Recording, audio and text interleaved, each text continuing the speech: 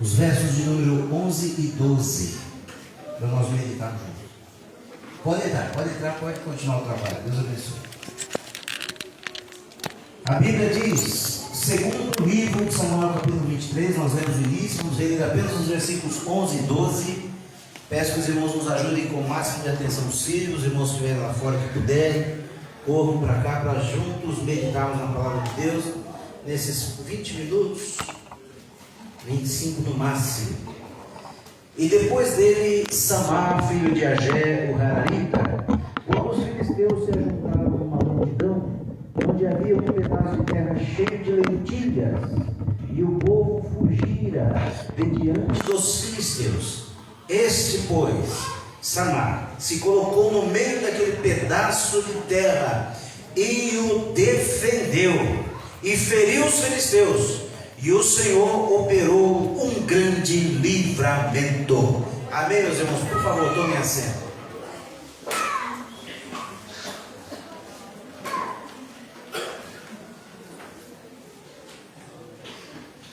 Meus irmãos, é de domínio da igreja que estuda a palavra, algumas das coisas que eu vou falar aqui. Eu vou falar um pouquinho sobre as lentilhas, na verdade vou falar um pouquinho sobre Samar antes, depois sobre as lentilhas, depois juntar esses dois assuntos mediante aquilo que o Senhor falou ao meu coração, bem no finalzinho da tarde hoje, e trazer até a pessoa de Jesus Cristo em relação a nós. Vou tentar fazer isso nesses 20 minutos. Irmãos, só toma cuidado com a pitadinha para não bater. Antes que alguém estranhe também, irmãos, a gente faz questão de transmitir as mensagens que têm sido pregadas, não só o que eu estou pregando, mas que alguns dos nossos irmãos vêm aqui e ministram. Às vezes a gente ouve claramente. Alguns dias atrás, houve alguém aqui, eu falei, eu vou transmitir, o Senhor disse, não faça. Eu não transmiti. Depois a gente ficou sabendo porquê, né? E a gente, realmente, o Espírito de Deus tem toda a razão, porque Ele conhece coisas que nós não conhecemos. A gente foi saber depois que de fato havia um impedimento por parte da própria vontade de Deus em relação a isso. Mas nós transmitimos porque é o último tempo, irmãos, e a gente não tem mais tempo para ficar esperando a gente ter alcance. Então, as ferramentas que a gente ainda tem à disposição, a gente está usando para falar de Jesus. E o meu alcance é pequeno, né? Mas graças a Deus, se às vezes a gente tem aqui 100 pessoas, 80, que a gente tem, como a gente tem no culto hoje, para a glória de Deus, ainda tantos irmãos faltaram, né?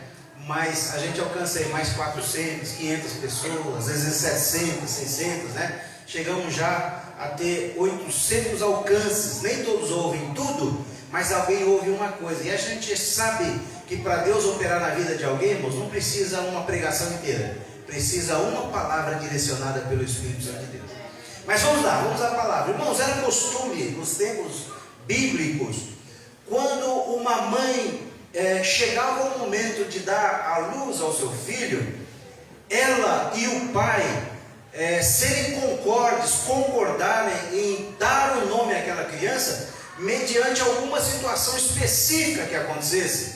E isso era muito peculiar, irmãos, porque se acontecesse no momento do nascimento ou próximo, algo que marcasse bem próximo ao momento de dar a luz, algo que marcasse a vida daquele casal de uma forma muito forte, o nome da criança seria relacionado justamente àquilo. Agora prestem atenção, me ajudem aqui para eu não perder aqui o fio do raciocínio.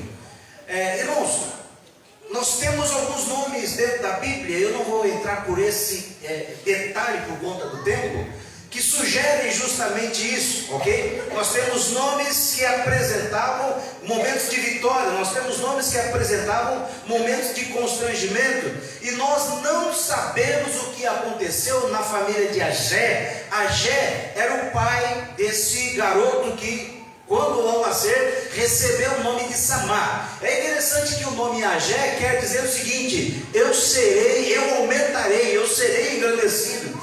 E Agé era uma pessoa respeitada, irmãos, tanto que a Bíblia cita o seu nome, e é de comum entendimento entre os estudiosos da palavra de Deus, os eruditos que tem por aí, que nenhum nome na Bíblia é citado se não tivesse relevância dentro da história do seu povo. E Agé é citado como o pai de Samar. Mas ainda que o seu nome, missionária Raquel, fosse eu aumentarei, eu terei crescimento, eu serei engrandecido, quando Samar nasce, nós não sabemos o que aconteceu. A Bíblia não nos dá nenhum detalhe, mas a Bíblia diz que o nome que lhe é colocado é Samar, e Samar quer dizer espanto. Preste atenção, pastor, o que isso tem de importante? O que tem de importante é que o nome da criança, irmãos, marcaria algo que aconteceu próximo ao momento do seu nascimento, mas marcaria também a sua vida de uma forma muito forte, porque o seu nome influenciaria a maneira como ele seria tratado dentro da sociedade. Vocês estão entendendo isso? Quem está entendendo, diga amém. Amém. E isso que eu estou contando aos irmãos, isso que eu estou falando aos irmãos, não é invencionismo, isso é costume antigo dentro da cultura judaica. Agora preste atenção, Samar nasce e algo acontece e o seu nome é colocado espanto. Agora imagine, irmãos, alguém crescendo com este nome, espanto. Aonde ele chegasse, qual é o seu nome? Meu nome é espanto. Então quer dizer que você vai espantar todo mundo? Você vai assustar? Nós sabemos que o bullying, irmãos, não é um costume atual, não é um costume só do nosso tempo. O bullying é um costume que surgiu nas entranhas do inferno e sempre foi usado por Satanás desde imemoriais tempos para trazer sofrimento à vida de alguém. E quando alguém tocado por um sentimento maligno vê a oportunidade de zombar de alguém, preste atenção, meus irmãos, guarde essa palavra que eu ensino para a igreja. Sempre que no nosso coração surgir o desejo de zombar de alguém por conta de algo que nós jogamos na vida dessa pessoa, menos importante, que possa ser menos valorizada, nós estaremos dando lugar para espíritos malignos, porque na obra de Deus a palavra da fé, a palavra de amor sempre vai produzir edificação e nunca o efeito contrário. Mas muitas vezes nós encontramos, como alguém poderia ter encontrado Samar. Qual é o seu nome? Samar, espanto. Eita, chegou o espanto. A hora do espanto começou agora, porque chegou o espanto. Irmãos, nós não sabemos, a Bíblia não nos dá os detalhes, mas a Bíblia diz lá no primeiro livro de Samuel, capítulo 22, se eu não estou errando a referência, ou melhor, segundo livro de Samuel, capítulo 22, que quando Davi, presta atenção aqui no detalhe, quando Davi foge da presença de Saul, a Bíblia nos diz que ele se oculta, ele se esconde nas cavernas, em uma das cavernas de Adulão, que inclusive era um lugar fabuloso, maravilhoso, cheio de cavernas, mas era um lugar bonito, um lugar interessante. E a Bíblia diz que Davi vai para aquele lugar fugindo da ira de Saul, e a Bíblia nos diz no mesmo livro, no mesmo contexto, no capítulo 22, que se juntam a Davi. Nos ajudem na atenção, meus irmãos, por favor. É momento da palavra, Deus falando conosco através da sua palavra. Escute só, a Bíblia nos diz que além da sua família se junta a ele todos os homens de Israel que estavam em aperto, todos os homens endividados e todos os homens amargurados. Preste atenção, Davi, agora fugitivo do rei Saul, se esconde nas cavernas, para lá vão seus pais e seus irmãos, mas também atrás logo vem aqueles que conheciam a fama de Davi, mas que não tinham mais lugar na sociedade. Por quê? Porque eles estavam ou com grande amargura. Essa amargura, eu estava olhando no original hebraico, irmãos, a palavra que eu não tive cuidado de marcar, ela denota um sentimento da alma. Pessoas que na sua alma, no seu coração, nas suas emoções estavam feridas, a ponto de não encontrar mais lugar na sociedade, já não se sentiam bem, mais dentro de casa, no meio dos comuns, ou da vida comum. E essas pessoas disseram: eu vou ficar com Davi, porque se ele é fugitivo, pelo menos lá eu me escondo com ele e tudo bem. Mas escute só, além dessas pessoas com grande angústia, estavam os endividados. Presta atenção, Davi tinha, eu já disse isso aqui várias vezes, a unção para ser rei sobre Israel, a promessa de Deus, a palavra de Deus, mas agora fugindo do atual rei naquele momento, ele se esconde. Quem é que vai juntar com ele? A pior classe, irmãos, os deprimidos, os angustiados, os depressivos, os endividados e aqueles que estão aqui na última classe, os amargurados. Quando você olha para a palavra original, você diz o seguinte: pessoas que estavam tão amarguradas que já não davam mais valor à sua própria vida. Presta atenção, quem se junta com Davi? Gente que estava em depressão e sentimentos negativos, gente que estava com grandes dívidas e gente que já estava querendo dar fim na própria vida. Vão e se juntam com Davi. Mas irmãos, eita glória a Jesus, quando você escolhe a companhia de quem tem o Espírito Santo de Deus, de quem tem a verdade de Deus na sua vida, o que você vai receber vai ser algo que vai transformar o teu modo de pensar, o teu modo de agir, porque tudo que o diabo quer é colocar na cabeça de cada um de nós: você não vale nada, você é um fracasso, você é perdedor, você é perdedora, você merece morrer. Mas quando nós nos aproximamos de quem está cheio do Espírito Santo de Deus, o que o Espírito de Deus vai falar, ainda tem resposta, ainda tem solução, ainda tem vitória, ainda tem ação de Deus, porque Deus não perdeu o controle da situação. Aleluia. Lá na caverna com Davi, irmãos, vai um homem cujo nome era Espanto. Ele também está nessa classe aqui. Não sei se endividado, talvez não, amargurado, não sei, mas com certeza na classe dos homens em aperto, depressivos por causa de bullying, de desprezo, sei lá. Mas ele estava lá, irmãos. Ele entra assim, ó, de cabeça baixa. Não sirvo para nada, eu sou o Espanto, não sirvo para nada. Só que quando ele entra na caverna, em vez de ele ver um homem que tinha unção de Deus falando bobagem de Saul, falando mal, como muito bem disse o irmão Daniel, como é que eu vou tocar num homem desse? Davi tinha tanta sabedoria, irmãos, que em vez de Davi estar lá no canto da caverna, cabisbaixo, o Senhor disse que eu seria o rei, e eu estou aqui. Não, irmãos, Davi lá dentro da caverna pega a sua lira e muito tranquilamente começa a cantar e dizer: o Senhor é o meu pastor e nada me faltará. Começa a salmodiar a Deus, começa a glorificar a Deus. E a coisa interessante, se você ler o Salmo 34, irmãos, deixa eu ver aqui, eu marquei em algum lugar, meu Deus, tá, Salmo 34, verso 17, o salmista Davi escreve justamente nessa época em que ele já estava atuando com esses homens, não dentro da caverna, mas com esses homens que nós estamos contando a história aqui. A Bíblia diz no Salmo 34, verso 17: os justos clamam e o Senhor os escuta e os livra de todas as suas angústias. Lá estava Samar, e em vez de ouvir palavras, não tem mais jeito na voz, esse negócio aí, faz o seguinte, muda de ministério, porque não tem mais jeito nesse ministério, não. Vamos orar para Deus arrebentar com. Não, irmão, sabe o que ele estava ouvindo? Ele estava ouvindo o Davi cantando assim, ó: os justos clamam, os justos clamam, os justos clamam, e o Senhor os escuta. Deus escuta. O Emerson falou aqui no começo: Deus ouve a oração do seu servo. Irmãos, eu estou aqui na autoridade do Espírito de Deus para te dizer: pode não parecer, mas Deus escuta cada respiração sua. Deus escuta cada palavra do teu coração, e Deus sabe as tuas orações. Aleluia. E esse homem começa a ser moldado, irmãos, moldado pela palavra que saía da boca do ungido de Deus. O Senhor está no controle, Deus é o nosso refúgio, fortaleza. Os salmos que Davi escreve, os salmos conhecidos que ele recitava, isso vai edificando a vida daqueles homens. Aqueles homens que entraram de cabeça baixa, começam a erguer a cabeça e dizer o seguinte: o Deus de Davi é o meu Deus. Então, se Davi está dizendo que Deus ouve oração e atende, então Deus me ouve.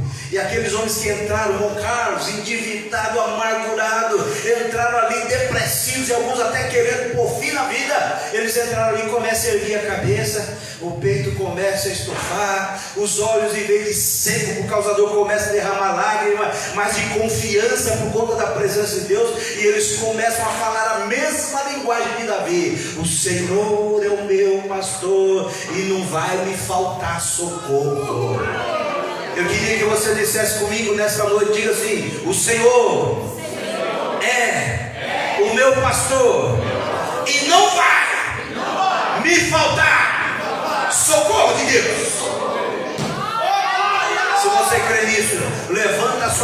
sua boca e dá uma glória a Deus.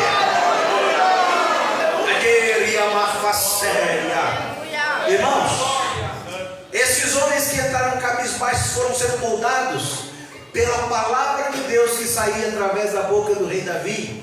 Deus vai moldando esses homens vão se tornando valentes. E dentre estes homens que entraram na caverna, 30 se destacaram, irmãos. 30 se destacaram, entraram lá endividados, amargurados, em aperto, em sentimentos negativos, mas agora eles se destacam, começam a se destacar, e nós lemos apenas alguns aqui no começo do culto, do versículo 8 em diante. E aí, irmãos, a história conta aqui, em 2 versículos, o feito de Samar, o espanto. Só que o espanto agora era aquele que causava espanto no inferno. Sabe o que Jesus quer da sua vida, querido? Por maior que seja a sua dor, irmãos, eu já enfrentei dor, eu e Abigail já enfrentamos dores na nossa história ministerial, e a gente não ter lágrima, da gente não ter palavra. Eu me lembro de uma vez andando nas ruas de Itapé com a mão no bolso e pedindo para Jesus botar fim em tudo. Senhor, bota fim em tudo, eu quero ir embora para o céu logo. Senhor, até para respirar é difícil, eu respirava e o ar parece que não vinha, e eu buscava lágrima, não tinha. Eu falei para Deus, não tem jeito do Senhor resolver esse negócio. E eu só ouvi, de uma forma muito silenciosa, o Senhor falando no meu coração: você está enganado, Marcos, eu tenho uma solução, o controle é meu. E hoje, depois de tantos anos, eu olho para trás e falo: o nosso Deus é maravilhoso. Mas muitas vezes, o pastor Daniel falou aqui, muitas vezes nós vamos passar por processos extremamente dolorosos, porque Deus sabe como tratar. Eita, meu Deus, tem coisas que eu poderia testificar aqui, mas o tempo não vai deixar. Irmãos, vamos para frente, só tem mais 4 minutos ou 7 ali. Olha só, esse homem Samar um dia sai. Ele está andando pela terra, já não era mais aquele que andava cabisbaixo, com medo de sofrer bullying ou qualquer tipo de pressão. Não, ele está com o peito ardendo, porque a presença de Deus na vida de Davi também encheu a sua vida, e ele anda com a cabeça erguida. Qual é? Eu sou homem de Deus. Aqui está andando o homem de Deus. Ô crente, me ajuda a pregar. Por favor, olha para esse crente do teu lado e diga assim: não aceite nada menos do que Deus diz a teu respeito. E Deus, fala para esse crente, e Deus diz a teu respeito: você é meu, e o meu Espírito está em ti. Eu acho que a igreja não entendeu, porque eu não estou ouvindo barulho de glória. Ah, meu Deus, se a igreja entendeu, eu vou ouvir barulho de glória.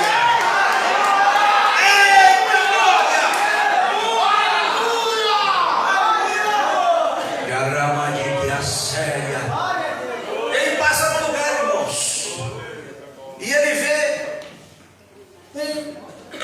um destacamento de filisteus, os seus inimigos. Mas quando ele olha naquele lugar, ele vê que havia ali bastante lentilhas. E aí, agora, olha só como Deus é maravilhoso. O que eram as lentilhas? Vamos falar rapidamente, que dá tempo de costurar tudo aqui. Isso daí deveria até ter deixado para o estudo, né? Mas enfim, Deus está no controle. Irmãos, as lentilhas, elas faziam parte, é aquela sementinha redondinha e achatada, né? Faziam parte da alimentação básica do povo israelita, o povo mais simples. A lentilha seria mais ou menos para nós como arroz, tá? Porque tinha tudo quanto é prato. Vocês estão entendendo isso? Mas as lentilhas tinham alguns significados. Além de ter essa propriedade de fazer parte da alimentação básica do povo, ela também tinha um sentido, como se diz, meu Deus, figurativo para o luto. Quando uma pessoa estava passando por processos de luto, era costume entre os judeus da antiguidade fazer comidas feitas com lentilha para trazer. Quando a gente chega na casa de alguém que está enfrentando luto, o que a gente diz? Meus sentimentos, né? Outros falam condolências, outros falam outras palavras. Naquele tempo não se falava tanto, naquele tempo se chegava com ofertas, comidas feitas com lentilha, porque a lentilha trazia esse aspecto. Se tem lentilha, eu estou reconhecendo que você passa por um processo doloroso. Aí fica a minha pergunta, irmãos: aonde estão os crentes que ainda tem lentilha para levar para quem sofre? Se você tem lentilha para levar para quem sofre, dizendo: eu reconheço a tua dor e sofro a tua dor contigo, levante sua mão e diga glória a Deus. Mas vamos lá, tem um negócio interessante, e eu preciso correr. É que as lentilhas se tornaram também símbolo de negócio mal feito. Ué, por quê? Por causa da passagem mais conhecida de todas, irmãos. Gênesis capítulo 25, versículos 29 a 34. Esaú chega do campo, cansado, com a fome tremenda. E quando ele chega, irmãos, Jacó, que era de casa, sabia cozinhar, né? Preparou aquele guisado vermelhinho com lentilhas. E aquele, olha, irmão, guisado de lentilha, aquele guisado maravilhoso. E quando Esaú chega com o estômago fazendo barulho, com fome, ele sente o cheirinho, ele fala: me dá um pouco desse guisado aí. Aí Jacó fala, né? Jacó fala: vamos fazer o seguinte, eu te dou o meu guisado, você me dá a sua primogenitura. E aí naquele momento, irmãos, Esaú comete o maior erro da sua vida, porque ele despreza a bênção de Deus por causa da sua fome. Cuidado, crente, não despreza a bênção de Deus por nada que te afete, seja coisa natural, seja coisa espiritual. Não despreze a bênção de Deus. Mas o que Esaú fez? De que me adianta a primogenitura se eu estiver morto? Dá esse guisado para cá, toma esse trem, eu quero é o guisado. Irmãos, ele toma aquele guisado e se alimenta. Não se preocupa não, irmãos, porque a criançada é assim mesmo. Enquanto tem criança, é sinal que a igreja está crescendo, né? Glória a Deus. Logo nós vamos ter a nossa sala lá em cima, a gente empurra eles para lá e a gente vai só dar glória a Deus e deixa as tias se virar lá com a criançada. A gente só vai dar glória. Vamos terminar a mensagem, irmãos? Por conta desse negócio mal feito entre Esaú e Jacó, a lentilha também assumiu, presta atenção nisso, crente, assumiu também esse símbolo, essa simbologia na cabeça dos menos avisados, ou dos desavisados. É símbolo de negócio mal feito.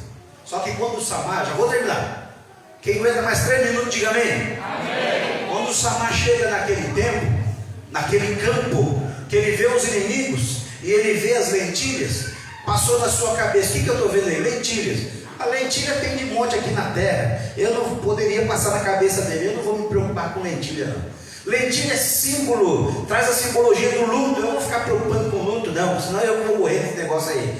E traz também o símbolo de negócio mal efetuado por conta do trâmite entre Jacó e Esaú. Você quer saber uma coisa? Eu vou deixar isso para lá. Não, irmão. Mas Samar não era mais o mesmo. Samar não era mais o espanto, não é aquele que andava espantado. Samar estava cheio da presença de Deus. E ele bate o pé e diz: se tem lentilhas e se está dentro da terra de Israel, pertence ao povo de Israel, e eu não vou deixar na mão dele inimigo. E a Bíblia diz que ele entra naquele campo, enfrenta os filisteus, derrota os filisteus sozinho, e Deus naquele dia, diz a Bíblia, operou um grande livramento. Sabe por quê? Porque tinha um homem que acreditava na presença de Deus, já não era mais deprimido, mas estava de cabeça erguida, sabia do poder de Deus na sua vida. Ele entra lá e diz: aqui não, aqui pertence a Israel. E eu vou terminar essa palavra dizendo o seguinte: o que isso tem a ver com Jesus? Irmãos, muitas vezes associam a nós, a nossa vida, a nossa história, coisas negativas. Assim como a lentilha era o símbolo do negócio mal feito entre Jacó e Esaú, muitas vezes coisas que aconteceram na nossa vida se tornam na boca de muitas pessoas o símbolo também de negócio mal feito. Isso é lentilha. O Rian, lentilha. Vinícius, lentilha. Marcos Pires, a lentilha da mais chata que tem. Mas irmãos, só que o nosso Jesus, aquele que causou espanto no inferno e nas pessoas, porque a Bíblia diz assim, olhando nós para ele, nenhuma beleza víamos para que o desejássemos, todavia ele tomou sobre si todas todas as nossas enfermidades, e o castigo que nos traz a paz estava sobre ele. Sabe por quê, irmãos? Porque Jesus olhou para nós, propriedade de Deus, e falou: é lentilha, mas eu não abro mão. Eu não abro mão. Jesus subiu no Calvário, enfrentou a morte, enfrentou a cruz, enfrentou todo o sofrimento sozinho, para te garantir uma coisa, crente: você tem valor no céu, a sua vida é importante, e Jesus pagou o preço para que você não fique nas mãos do inimigo. Convido a igreja para ficar sobre os pés.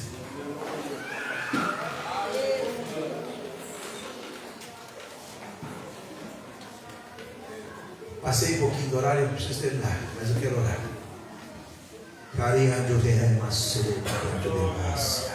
Você vai me ajudar a pregar. Vou terminar essa meditação dizendo para esse crente o seguinte: olha para esse crente. Eu vou olhar para o Elian, depois para o pastor Daniel, o presidente Juan Carlos, o presidente Monfalo. Você vai dizer assim: Jesus. Diga para esse crente, fala: Jesus entrou na peleja por você. Jesus entrou na peleja por ti. Jesus entrou por ti. Jesus entrou por ti. Ninguém pode estar dando valor,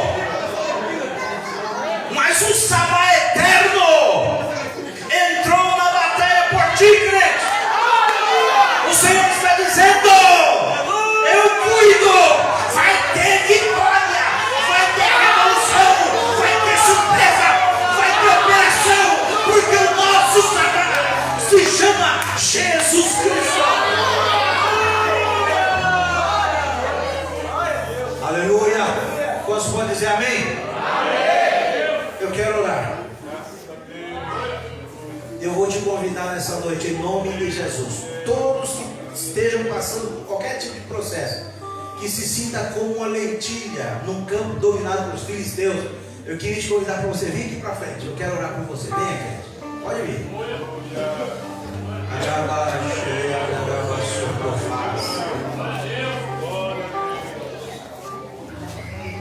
Isso, Saúl. Pode tirar, pode desligar aí, porque agora esse é o momento só do jardim. Para a noite que está sono do